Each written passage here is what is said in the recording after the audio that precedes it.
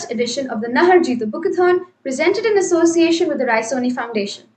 In this session, we shall explore the insightful book Ringside, Up Close and Personal on India and Beyond by Honorable Dr. Vijay Darda Ji. The book serves as a follow-up to Honorable Dr. Darda Ji's previous work, Straight Thoughts, and provides readers with a wide range of topics covering a variety of topics such as science, environment, economy, security, social development, sports, arts, culture, and foreign policy. The book provides an intellectual journey into national and international affairs. Ringside also provides readers with insight into contemporary political, social, cultural, and important events and developments. With a comprehensive exploration of important topics, the book aims to engage readers and provide a deeper understanding of the current political and social landscape. Our esteemed speaker for this session is Honorable Dr. Vijay Jawaharlal Darda Ji, who is a distinguished journalist, visionary politician, successful entrepreneur, and an accomplished author with many books to his credit. His writings are regularly featured in several national dailies. A versatile artist, poet, and songwriter, Honorable Dr. Darda Ji holds a diploma in journalism and printing technology from Mumbai University. He has completed a humanities program on the crucial subject Religion, Conflict and Peace from world-renowned Harvard University. As the chairman of Lokmat Media Group, he focuses on addressing issues that affect the common man most. A three-time Rajya Sabha MP, Honorable Dr. Darda Ji has championed causes such as social justice, agrarian crisis, health infrastructure, education, women empowerment, power shortage, etc. His philanthropic efforts include disaster relief, support to distressed farmers, and industrial development. A committed social worker, Honorable Dr. Darda Ji always extends a helping hand to the poor and downtrodden. Our esteemed moderator for this session is Mr. Sanjay K. Jain Ji, who is the Managing Director of TT Limited, a company listed on NSE and BSE. He holds an MBA from IIM Ahmedabad, where he was a double gold medalist and is also an FCS and FCMA. He is the author of Pinch of Salt in Recipe Called Life. He serves as the chairman of the ICC National Textiles Committee and has previously chaired CITI, NITRA, TSC, NITMA, and JBN. He is the vice president of FOMA and WBHA and a director, executive committee member of CII, Textiles, ICC, CITI, IAAI, Texprosil, MCCI, JITO, BJS, and TPF. He is also a mentor at Santa Clara University in the USA, Business Clinic, and JBN. His accolades include the ET Business Leader Award, Udyog Ratna Award, Asia Pacific Entrepreneur Award, and the World HR Congress CEO Award. He has been featured in prominent media outlets such as India Today, The Economic Times, The Times of India, Business India, Marwar, CNBC, Zee Business, and ET Now. Without further ado, I'd like to hand over the session to our esteemed moderator. सबको मेरा नमस्कार. This is Sanjay Jain, जीतो apex director, और ये मेरे लिए बड़ी गर्व और ऑनर की बात है कि आज मैं जीतो नहार बुकथॉन में जिसका इंटरव्यू, जिससे कन्वर्सेशन चर्चा करने जा रहा हूँ. He is none other than doctor Vijay Jawaharlal Darda, a name which needs no introduction, but फिर भी फॉर कस्टमरी रीजंस मैं छोटा सा उनका इंट्रोडक्शन दूंगा. लोकमत कौन नहीं जानता है. It is the number one leading media group in Maharashtra and also has its tentacles in other parts of the country. He himself is a 3-time Rajya Sabha member. लोग एक बार करते हैं, 2 बार बनते हैं, गर्व महसूस करते हैं. He is a 3-time Rajya Sabha member. जाना पाना चेहरा है जर्नलिज्म में. बहुत सारे आर्टिकल्स लिखे हैं, अगिनत आर्टिकल्स लिखे हैं. He has also been a politician apart from being a journalist. And he has championed n number of causes around social justice, humanity, education, health, crisis, infra, women empowerment, and so on. उनकी list इतनी लंबी है कि अगर मैं पढ़ में जाऊं तो हमारा जो ये allocated 48 मिनट्स है उसी में खत्म हो जाएगा. But I'm sure हम लोग सब आज उनकी किताब के बारे में जानना चाहते हैं, उसके बारे में चर्चा करना चाहते हैं. So we'll move up. Doctor Vijay Darda ji, आपका बहुत बहुत स्वागत है to JITO Nahar bookathon. Thank you for joining. और आपकी जो किताब है रिंग साइड, जिसके बारे में आज हम चर्चा करेंगे, समझेंगे. रिंग साइड जितना मैंने समझा है, आपने जो वेरियस आर्टिकल्स अपने जीवन भर में लिखे हैं उनको चुन चुन के सिलेक्टेड आर्टिकल्स को आपने एक साथ करके ये किताब छापी है. और मैं कहूंगा बिफोर आप स्टार्ट करें और मैं आपसे पहला प्रश्न पूछूं, अगर आप थोड़ी सी किताब की झलक हमको दिखा दें ऑडियंस को तो इट विल बी नाइस। ये आप देख सकते हैं, it's a pretty thick book और उनका चेहरा है younger, much younger face than जो आज पहले पुरानी लिखी हुई किताब है, which is still well written. My god, इससे आप समझ सकते हैं कितने आर्टिकल्स और कितनी बातें इन्होंने इस किताब में लिखी है। हम सब कुछ कवर नहीं कर पाएंगे, लेकिन जितना कर पाएंगे करेंगे। विजय जी, पहला सवाल है आपसे, ये रिंग साइड किताब आपने कब लिखी और क्या सोच के लिखी, मतलब क्या आपका प्रेरणा क्या थी? साहब देखिए, सबसे पहले मैं आपको, संजय जैन साहब, आपके जैसे प्रबुद्ध और प्रज्ञावान एक बिजनेस तो शायद आप गलती से कर रहे होंगे, मगर इसके पास में सरस्वती का वरदान है। ऐसे महानुभाव के साथ में आज मेरा, मैं आपसे चर्चा करना विजय जी हमारे लिए सौभाग्य की बात है। बहुत ही सौभाग्य की बात है। आप अभी नाप पे पधारे तब आपके दर्शन का भी योग आया था। आपके माध्यम से मैं सभी हमारे जो प्रोडक्ट देखने वाले हैं, सुनने वाले हैं और अलग अलग लोग जो इसमें जुड़े हुए, चाहे वो जैन हो अजैन हो, उन सबको मैं पहले तो नमस्कार करता हूँ, जय जैनेन्द्र कहता हूँ। और एक आपने एक बहुत अच्छा काम किया, दिन ब दिन पढ़ने की रुचि खत्म होती है और कुछ ऐसे माध्यम आ गए, उस माध्यम के कारण से लोग इतने उलझ गए हैं। और विशेष रूप से मुझे नई पीढ़ी की जरा ज्यादा चिंता है। एग्जैक्टली मेरे मन में जो बात, उसी को आपने हिट किया। और मैं कभी सोच भी नहीं सकता कि तो जैसी संस्था अगर रायसोनी ग्रुप सोचे तो मैं समझ सकता हूँ, क्योंकि सुनील रायसोनी ने अपने आप को टोटली एजुकेशन में डेडिकेट किया। वैसे तो वो भी बहुत कमा सकते थे, मगर उन्होंने गुटके जैसा जो बिजनेस है उसे जला दिया और वे शिक्षा के माध्यम से लोगों के जीवन को बनाने में जुटे। तो ये आप लोग जब मुझे मिले और आपने जब कहा कि भाई किताबों का हम लोग एक क्या कह रहे, किताब का हम लोग अब किताब का महोत्सव मना रहे हैं, किताबों के माध्यम से क्रांति कर रहे हैं और लोगों के जीवन को बदलाव लाने का एक प्रयास है। इसके लिए मैं सबसे पहले आपको धन्यवाद देना चाहूंगा। साझीदार पत्रकारिता और लेखन ये मुझे विरासत से मिली। पूज्य पिता प्रसिद्ध स्वतंत्र संग्राम सेनानी, गांधीवादी, धर्मनिरपेक्ष पक्ष नेता, राजनेता बाबू, जिनको के सम्मान में हाल ही में यानी 2 जुलाई को उनके 101 जन्म दिवस पर भारत सरकार ने 100 रुपए का सिक्का निकाला।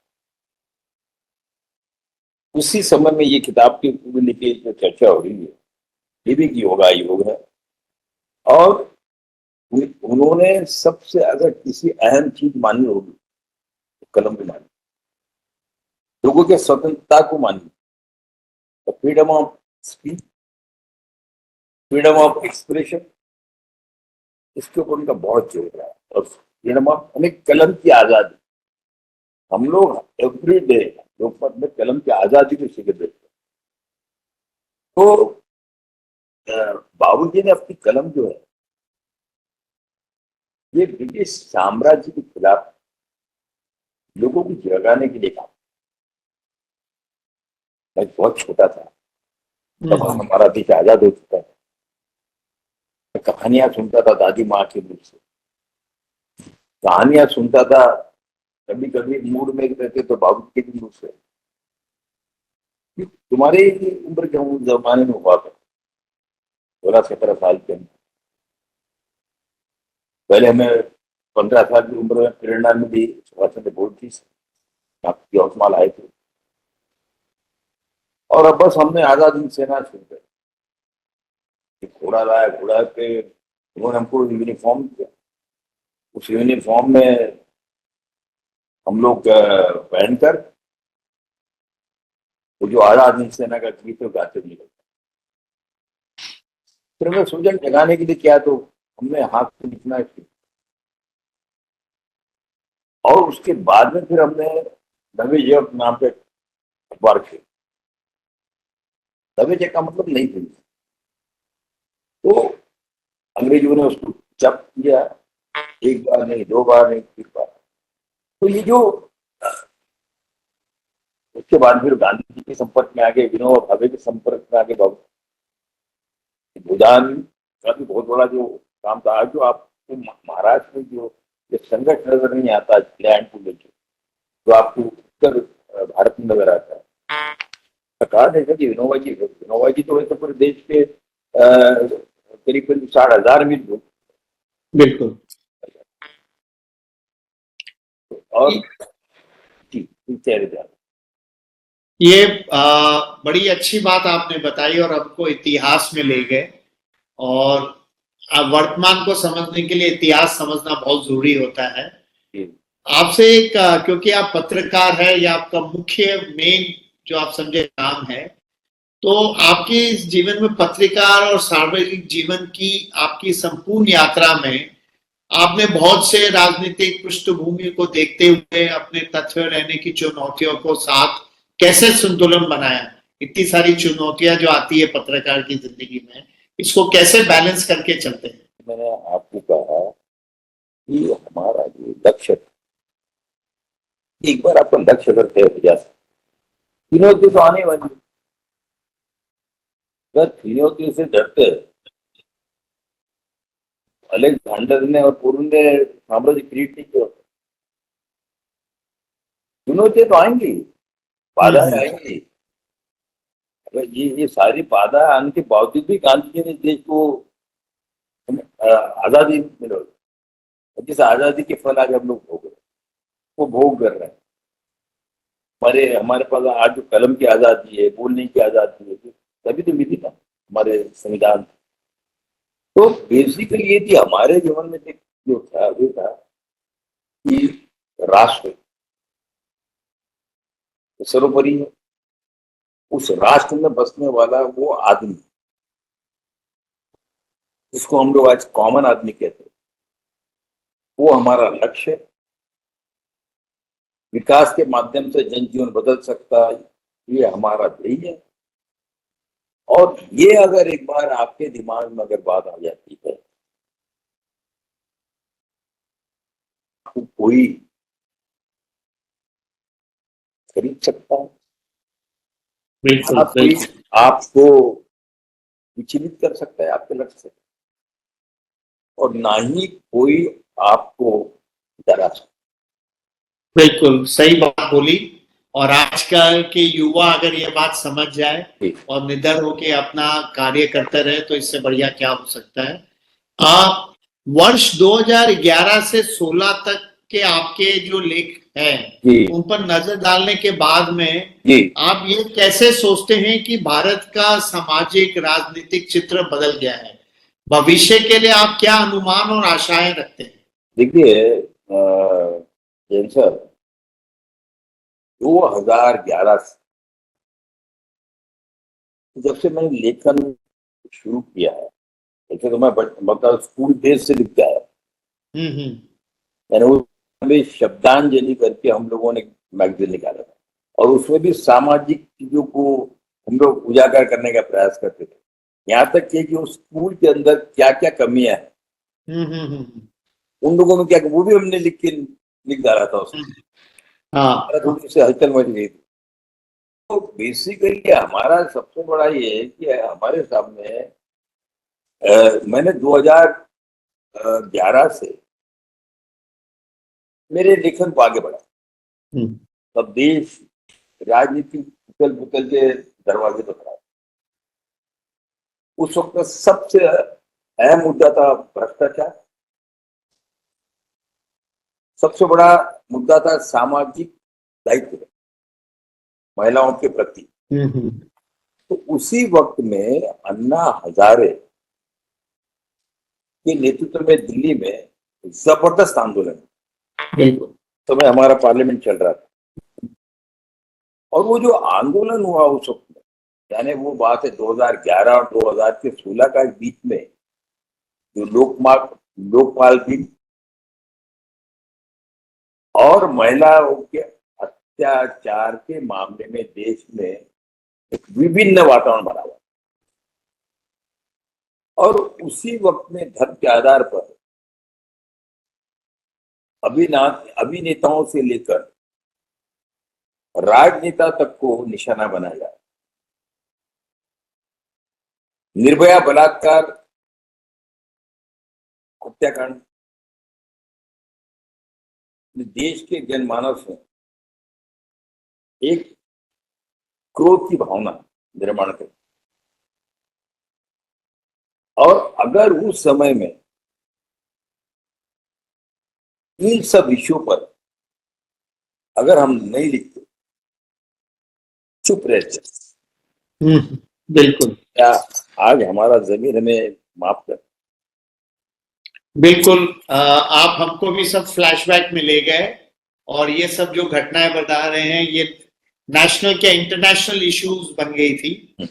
आपने रिंग साइड में को 5 साल की अवधि में जो भी घटित घटनाएं हुई, हाँ, उसके पर्दे के पीछे में जो था, जो सोच थी, जो प्रतिक्रियाएं थी, वो आपने सामने लाए। तो इन घटनाओं पर आपकी जो धारणा 2016 के बाद में बदली है, तो कैसे बदली है? क्या आपको लगता है भारतीय लोकतंत्र और समाज की स्थिति के बारे में रिंग साइड पढ़ के पाठकों को क्या सोच बनेगी? देखिए, सबसे पहली बात तो ये है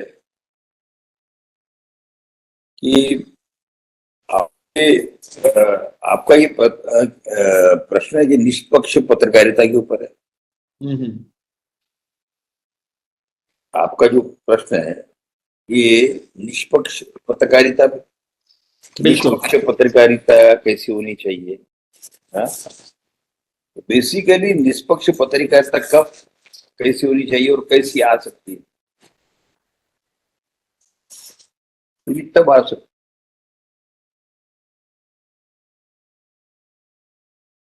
देखिए, ये बात किसी से छुपी भी नहीं है। मैं एक ऐसे राजनीतिक परिवार से आता हूँ जो कि देश की सबसे पुरानी पार्टी है कांग्रेस, और मैं भी उससे जुड़ा था। मेरे पिताजी का तो पूरा आयुष्य उसमें गया। हाँ जी।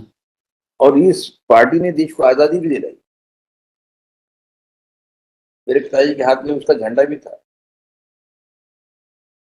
और ये सब होते हुए हमने अखबार की आजादी को कभी ठेस नहीं पहुंचा।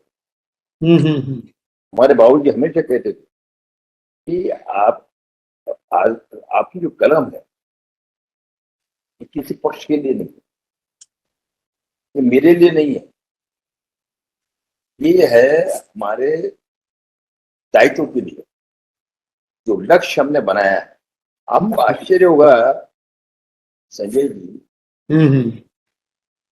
कि जब वो मेरे पिताजी मिनिस्टर थे और अपोजिशन के ऊपर बेछूट मेरे पिताजी के ऊपर आरोप लगाए,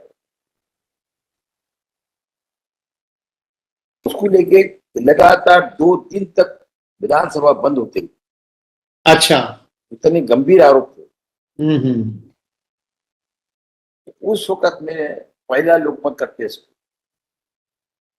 लोकमत क्या हिलने लगता सारा देख रहा था राज्य। हमने बाबूजी को फोन किया और बाबूजी ने कहा, बाबूजी आज ये सब हमने क्या हेडलाइन नहीं।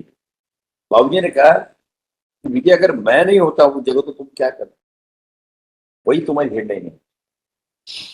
आज आदमी को भूल जाइए।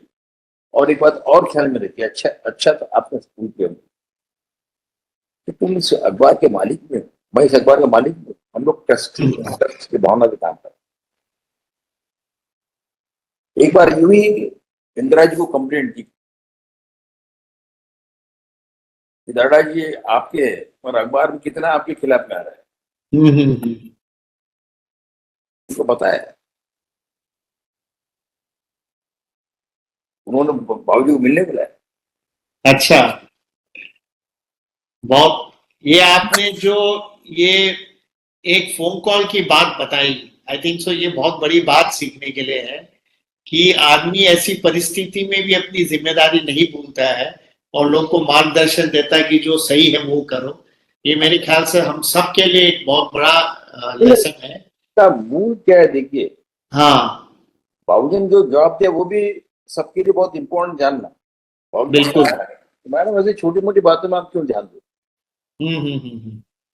मेरे यहाँ पर अलग अलग विचारों के लोग काम करते हैं, वो तो फ्रीडम देना ही चाहिए ना। बिल्कुल बिल्कुल। है ना, जिस जिसके संस्कार में भेदभाव नहीं है, घृणा नहीं है, हम्म। किसी जाति धर्म संप्रदाय के प्रति द्वेष नहीं है, वो ये कर सकता है। बिल्कुल बिल्कुल, एकदम सही बात है। ये आप, बहुत, सॉरी, हाँ बोलिए। नहीं, आप कुछ कह रहे थे, प्लीज कंटिन्यू। नहीं, मैं यही कह रहा था कि इसी बेसिकली हाँ, जो आपने मुझे पूछा, तो आपकी आप विजय जी, अलग होनी चाहिए। हाँ जी, आप विजय जी, अगला सवाल आपको पूछ, जो हम समझना चाहते हैं आपसे, आप विदर्भ के इलाके से हो। नागपुर विदर्भ बड़ा जो क्षेत्र है, जी जी इसका बड़ा नाम है। जी और ये एक ढंग से सेंटर पॉइंट भी है भारत का। जी तो विदर्भ के मसलों को उजागर करने के आपका जो प्रयास हमेशा रहा है, जी। क्या आप बता सकते हैं कि विदर्भ की समस्या आपके लिए इतनी महत्वपूर्ण क्यों रही है? समझते हैं आपके, क्या आप यही के हैं, पर फिर भी यही कारण है या और कुछ है? और पत्रकार और राजनीतिक चिंतकों की भावी पीढ़ी को रिंग साइड के माध्यम से प्रभावित करने का आपका जो योगदान को आप कैसे देखते हैं विदर्भ के तो संपर्क? जब आपने इसमें जो विदर्भ की बात की है, विदर्भ की बात ऐसी है,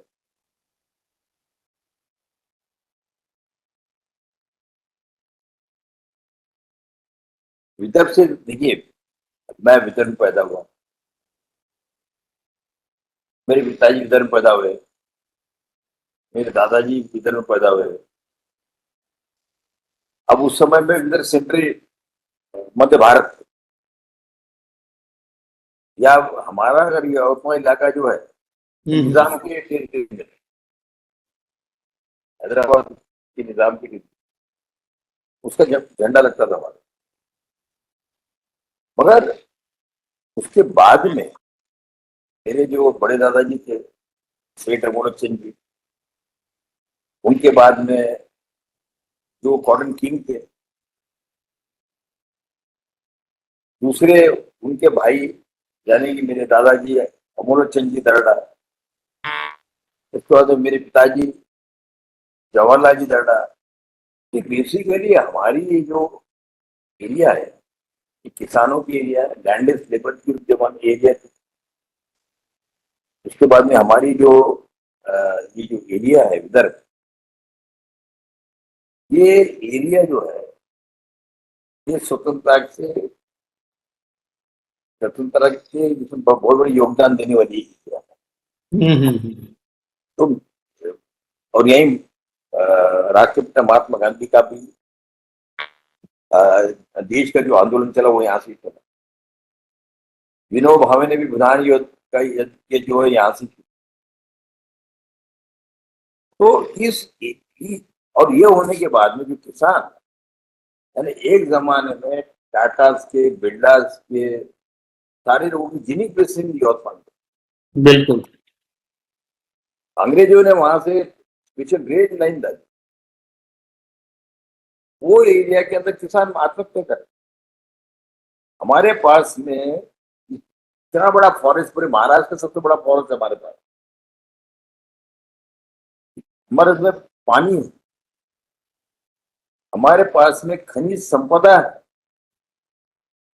हमारे पास में कोल है, मैग्नीज है, क्या नहीं है हमारे पास। हमारे यहाँ पर पावर हम लोग यहाँ जनरेट करते हैं, पूरे राज्य को देते हैं। सीमेंट के सारे प्रोजेक्ट प्लांट्स हमारे यहाँ पर, यहाँ पे हमारे पास में सब कुछ, मत फिर भी हम लोग भूखे। विकास ये भावना जो लोगों में, तो लोगों ने ये कहा कि भाई एक भाषा के कई राज्य हो सकते, हिंदी कहने के राज्य है, ये लोगों की भावना उस कारण से रही। और इसलिए मैंने ये पर्टिकुलरली जो लिखा है वो लिखा है किसानों की मिलता है। विकास के लिए राष्ट्रों का बहुत बड़ा महत्व है, बिजनेस का बहुत बड़ा महत्व है। हमारे यहाँ पर पूरा इंफ्रास्ट्रक्चर है, हमारे यहाँ पर हाई कोर्ट है, हमारे यहाँ पर विधानसभा है, हमारे यहाँ पर रिजर्व बैंक ऑफ इंडिया, पूरे देश का सोना हमारे यहाँ रखा जाता है। अच्छा, पूरे देश का, हाँ, पूरे देश का सारा गोल्ड यहाँ रखा जाता है। हमारा पूरा इलाका जो है सेंट्रली लोकेटेड है, 0 माइल नाकोटिक होता है देश का। बिल्कुल बिल्कुल।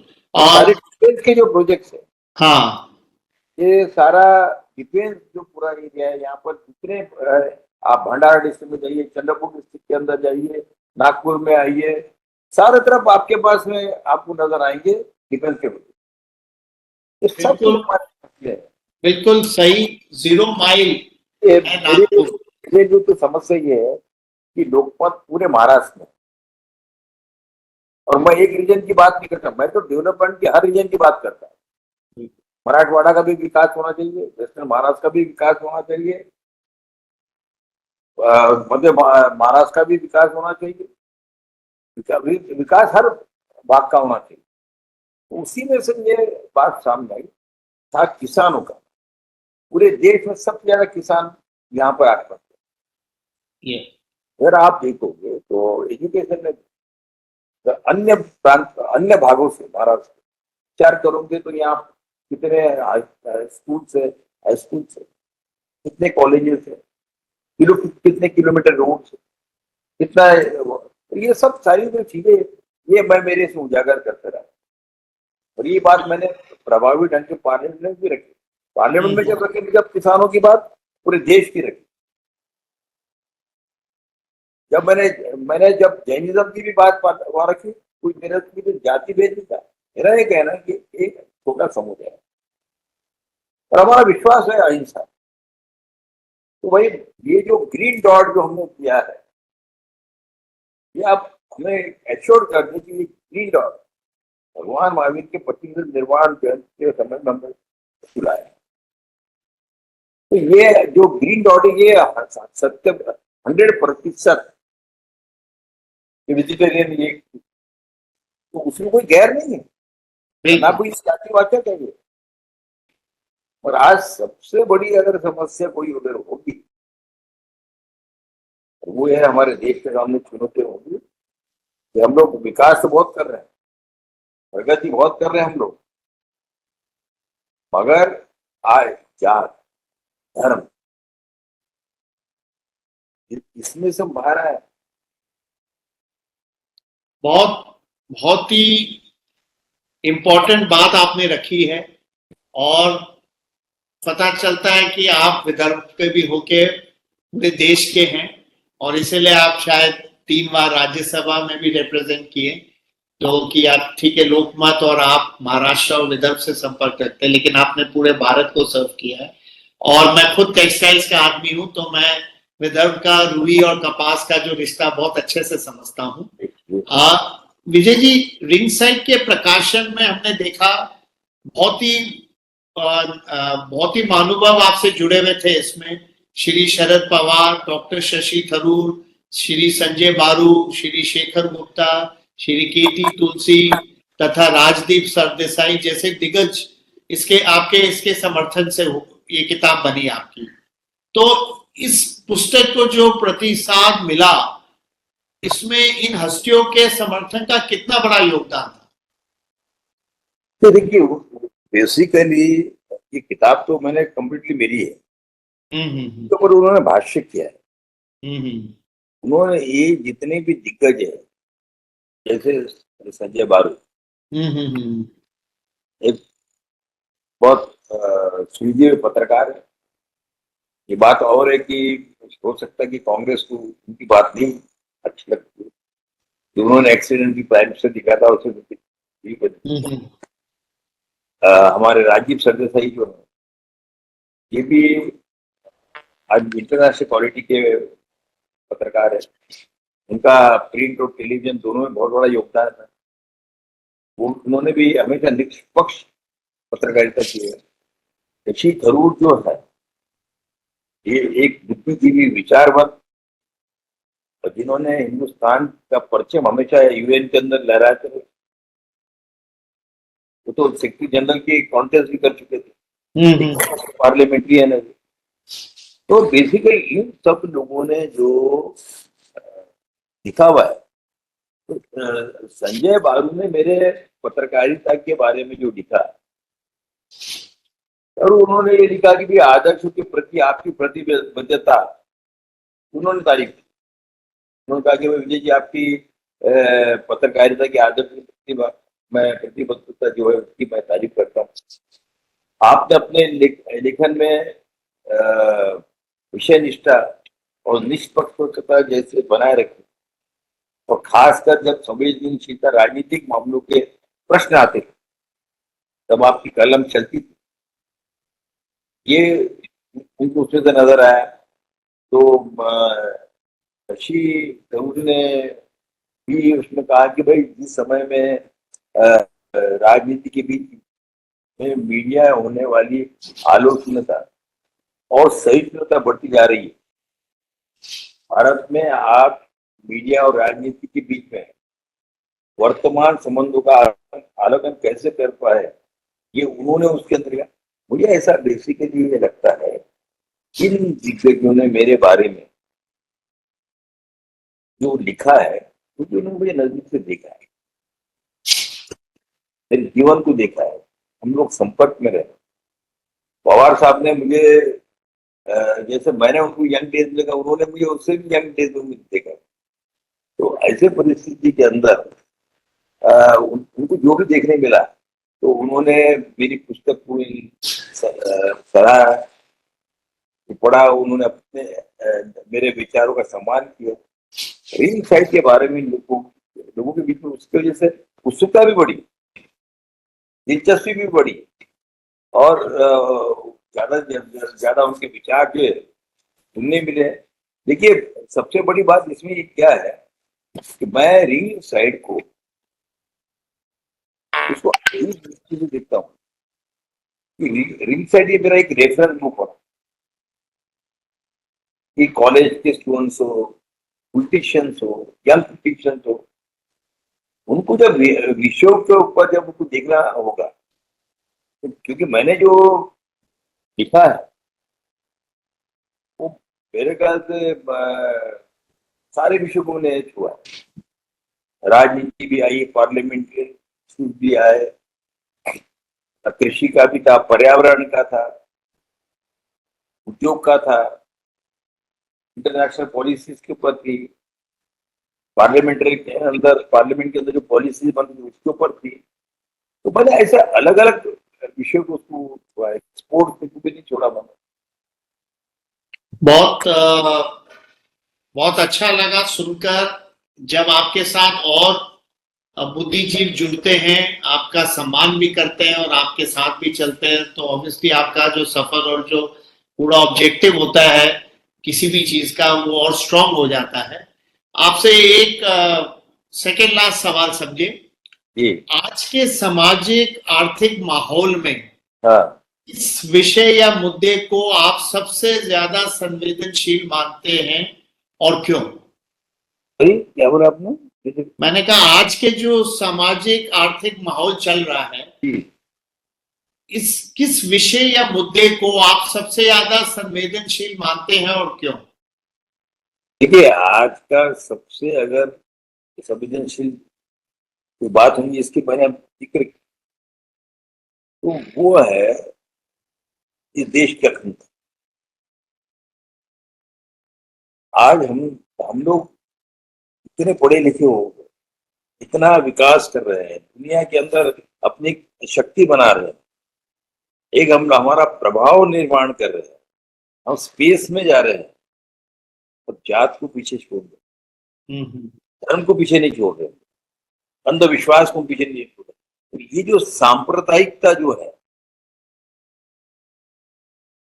ये कहीं मुझे डर लगता है कि इसमें दूसरा कोई जन्म नहीं देते। हम्म, और इसलिए देश की अखंडता, देश की प्रभुत्ता, ये सबसे महत्व का है। और इसलिए हम लोग विज्ञान में भी विश्वास करते हैं, पर्यावरण में भी विश्वास करते हैं, मगर ये सारी जो चीजें हैं, विज्ञान और पर्यावरण, क्योंकि देश को अगर आगे ले जाना है तो विज्ञान जरूरी है, बिल्कुल आप जीवित रहना है तो पर्यावरण को जिंदा रखना जरूरी है। बिल्कुल। तो ये जो दोनों जो चीजें हैं हमारी, तो इसलिए हमें भावी पीढ़ी के जीवन को सुरक्षित बनाने के लिए वैज्ञानिक सोच को नई ऊंचाई पे लेके जाना है। और उनको ले जाते समय में पृथ्वी और मनुष्य के जीवन की रक्षा करनी पड़ेगी, उसको सुरक्षित करना पड़ेगा।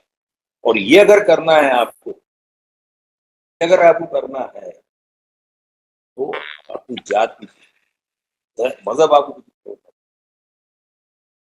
बहुत सुंदर तरीके से आपने, अगर मैं कहूँ, टेक्नोलॉजी एंड एनवायरनमेंट का जो बैलेंस रखना, और जो प्रगति के लिए इम्पोर्टेंट भी है, पर उसका परफेक्ट बैलेंस होना चाहिए। और मेरे ख्याल से आज का सबसे इम्पोर्टेंट मुद्दा ही पूरे विश्व में ये है। ESG के नाम से आप अपने दिन भर सुनते रहते हैं।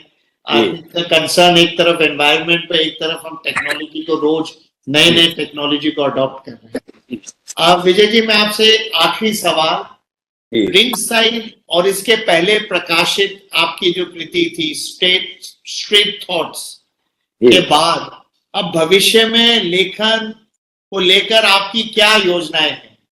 मतलब आप कौन सी अपनी नई सोच युवा पीढ़ी को मैं आपको देने के बारे में सोच रहे हैं? एक इशू बिफोर पार्लियामेंट, अच्छा, ये भी मेरी किताब आई थी। ओके। और इसमें भी सारे टॉप के पार्लियामेंट्री थे, अलग अलग पार्टी के, इन लोगों के हाथ से ही उसका ये हुआ था। ओके। उसके बाद में फिर मैंने मराठी में भी थे, इनर संपुटारे शब्द, ये भी एक इसमें था। उसके बाद में एक किताब थी मेरी, ये स्टेट थॉट्स।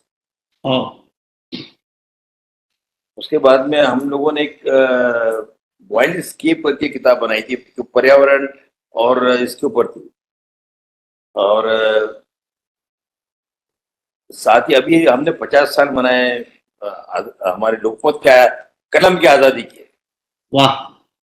तो उसका ये किताब हम लोगों ने निकाला था।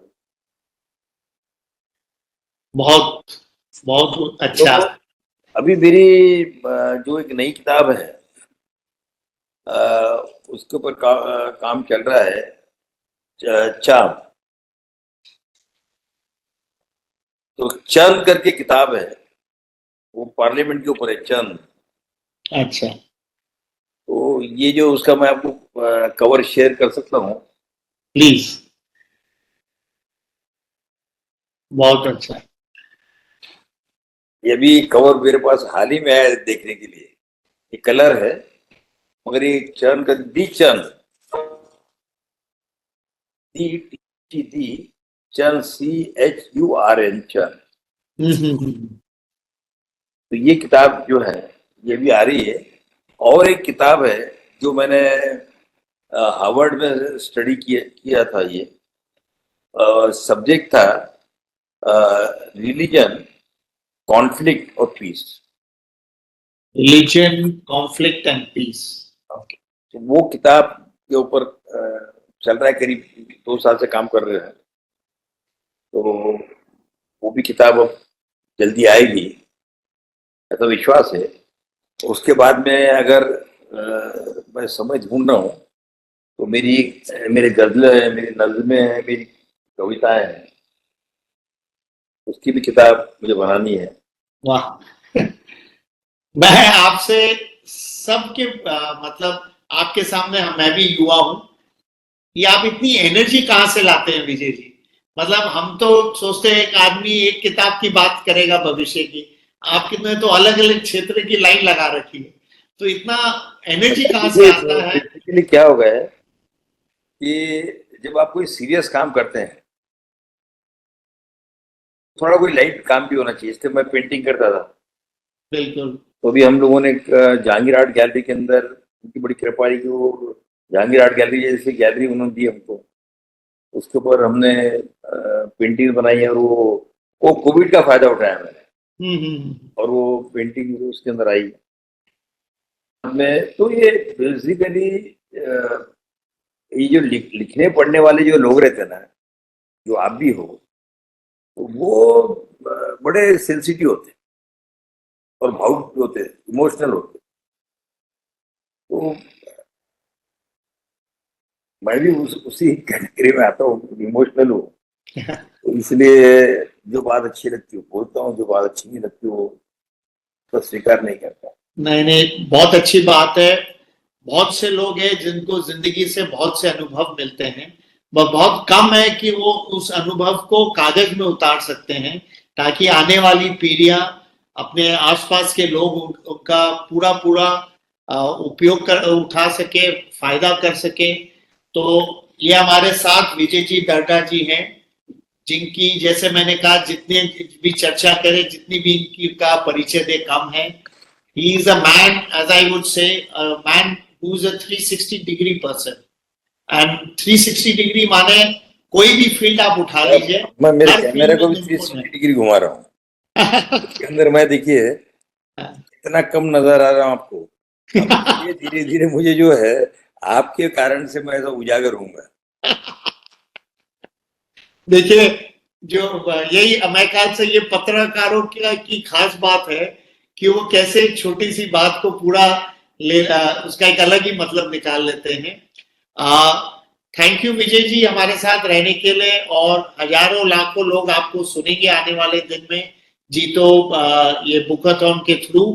एंड उम्मीद है वो आपसे सीखेंगे तो जरूर, लेकिन आपसे उससे भी इम्पोर्टेंट है, आपसे प्रेरित होंगे कि जिस ढंग से आपने अपने जीवन को ढाला है, जिस ढंग से आपने एक एक विषय को उठाया है और पूरी पैशन के साथ लिया है, चाहे वो आर्ट हो, पोएट्री हो, पॉलिटिक्स हो, जर्नलिज्म हो, सोशलिस्ट इश्यूज हो, आपने हर इशू को मैंने देखा आपने टच किया है। और आपके आर्टिकल्स ने पूरे 360 डिग्री हमें विवरण दिया है। और दो ये कहने को 2011 और 16 के बीच में लिखे हुए लेख है, लेकिन अगर हम इसमें, अगर हमारे जो सुनने वाले अगर इस किताब को उठा के पढ़ेंगे तो नहीं इसकी नहीं, जो सोच। ये सारे लेख 2011 और 16 के बीच में नहीं है। अच्छा अच्छा, ठीक है, सॉरी। ये जो है ये पहले की भी है। ओके, ठीक है ठीक है। मतलब इस किताब में मेरे ख्याल से करीब करीब 10 साल के इसमें होंगे। इसके पहले किताब में और 10 साल के होंगे। अच्छा, तो ठीक है। पहले के भी उसमें 10 साल के होंगे, और आगे की भी जो है वो भी जो आर्टिकल, क्योंकि मैं हर मंडे को लिखता हूँ। और अच्छा। मैं आपसे भी आग्रह करना चाहूंगा, आपको जो भाषा में मैं जानता हूँ आप अंग्रेजी में ज्यादा कंफर्टेबल है। सही है। मगर मैंने कसम खाई थी कि मैं जितना होगा तो जब पार्लियामेंट में गया था, तो मैं जितना होगा उतना प्रयोग हिंदी में करूँ। ठीक, नहीं अच्छी बात है, अच्छी तो बात। इसलिए कॉमन मैन की लैंग्वेज है। बिल्कुल बिल्कुल। मुझे ऐसा लगता है कि आप भी अगर बीच बीच में, महीने में भी एक बार, 2 महीने में भी एक बार अगर लिखे, तो मैं आपको एश्योर करता हूँ कि हम लोग मराठी, हिंदी, इंग्लिश है, तीनों भाषा में उसको जगह देंगे। ये मेरे लिए, मैंने अभी एक किताब लिखी है विजय जी, जी। उसका शीर्षक है, और इस बुकाथॉन में वो किताब की भी चर्चा है, a pinch of salt in the recipe called life, यानी वाह। चुटकी भर नमक। और मैंने अपनी जिंदगी के 18 सोच, जो मेरे हिसाब से एक चुटकी भर नमक के बराबर है, मैंने भी एक किताब लिखी है। आपकी जितनी तो नहीं लिखी है, पर एक जरूर नहीं लिखी नहीं, है। आप हमें देखिए, आपको याद है एक बार ऐसा कहा था किसी ने कि बहुत तपस्या किया एक जैन साधु, बहुत तपस्या, जिंदगी भर तपस्या करते रहे, बाल अवस्था से उन्होंने दीक्षा ले ली थी। हम्म, पर एक व्यक्ति ऐसा था जिसके मन में एक भाव आया और वो स्वर्ग को पहुंच गया। सही बात है, सही बात। तो ये किसने लिखा, उन्हें क्या लिखा है, बहुत इम्पोर्टेंट। उसकी वजह से क्या औरों को मिलने वाला, ये बहुत महत्वपूर्ण है। तो क्या लगता है कि संजय जी वो किताब भी हमें भेजिए आप। जरूर। और आपको मैंने जाहिर दावत दी है कि आप मैं इसको आप स्वीकार करता हूँ और शेयर भी करूंगा। 1 महीने में एक बार लिखिए, 2 महीने में एक बार लिखिए, 3 महीने में एक बार लिखिए, जब आपका मूड है तब लिखिए। नहीं, मैं आपसे शेयर करूंगा। और मैं ये सेशन एंड करने के पहले लास्ट लेसन जो हमने सीखा, कई चीजें किताबों में नहीं लिखी होती है बट चर्चा में आती है, इसलिए हमने बुकाथॉन रखा। क्योंकि एक किताब को पढ़ना 4 घंटे 5 घंटा लगाना और 48 मिनट में उसका जो मेन मूल भाव निकालना एक अलग बात होती है। और आखिरी बात अगर आपने नोटिस की, विजय जी जो एक well establish person in multifaceted roles हैं, उन्होंने भी दूसरे इंसान को इज्जत देना सीखा है। He respects every individual and feels कि उन्होंने जो भी किया है, बट ऐसा नहीं कि दूसरे लोग नहीं कर रहे। और मैं सब जो भी ये सुन रहे हैं उनको कहूंगा, ये लेसन जरूर मन में रखेगा। Everyone is important, everyone should be respected, as big as you may become, लेकिन दूसरा छोटा नहीं होता है। और मेरे ख्याल से इतना सुंदर बात, इतनी सुंदर लेसन हम सबको लास्ट में देते हुए, I think so we will always cherish this. और मैं डेफिनेटली अपने आर्टिकल्स आपके साथ शेयर करूंगा। And thank you very much Vijay ji once again for being in जीतो बुकाथॉन। We look forward to hearing you across social media, across virtual। जैसे आपने कहा टेक्नोलॉजी बहुत इंपॉर्टेंट है और टेक्नोलॉजी के माध्यम तक हम आपकी बात न सिर्फ भारत में but all across the world पहुंचाएंगे। And I'm sure everyone will benefit out of it. I'm extremely thankful to you for giving me this an opportunity. And it is our privilege and honor. And taking me to other leap of the different kind of audience. I'm really thankful to you for this. Thank you so much. Keep it up. Thank you. Thank you so much. Thank you very much. Thank you. Have a good evening. Okay. Thank you. Jai Jinendra. Namaskar.